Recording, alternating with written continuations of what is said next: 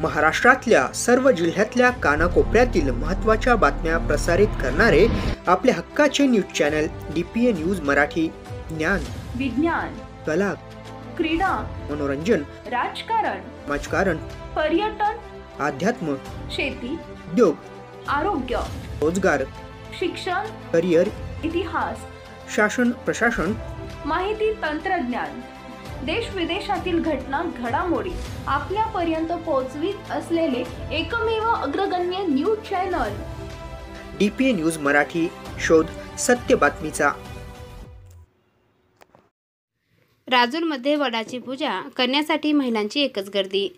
हिंदू पंचांगातील ज्येष्ठ महिन्यात येणारी पौर्णिमा हा दिवस वटपौर्णिमा म्हणून साजरा केला जातो.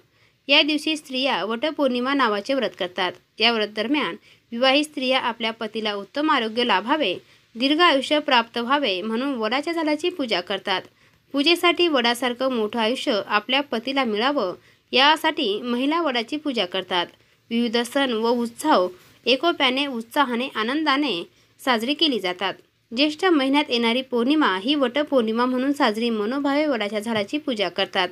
वडाच्या पारंब्याचा विस्तारही खूप मोठा होतो. या दिवशी स्त्रिया वटसावित्री व्रत करतात. आपल्या पतीला उत्तम आरोग्य लाभावे, दीर्घ आयुष्य प्राप्त व्हावे यासाठी प्रार्थना करतात. सौभाग्याचे प्रतीक मानले जाणारे हळदी कुंकू, काळी पोत, हिरव्या बांगड्या, सौभाग्य अलंकार तेथे अर्पण करतात. फळांचा राजा आंबा हे तेथे वटवृक्षाखाली पूजा करतात. तसेच दूध साखरेचा नैवेद्यही दाखवला जातो. त्यानंतर वडाच्या झाडाला सफेद दोरा गुंडाळून प्रदक्षिणा घालतात आणि शेवटी त्या धाग्याची वडाच्या खोडाला गाठ मारतात. वटपौर्णिमा सण वृक्षाचे जतन, संगोपन करण्याचा सामाजिक संदेश देखील देतो. DPA न्यूजसाठी प्रतिनिधी प्रज्वल आंबरे, अकोले.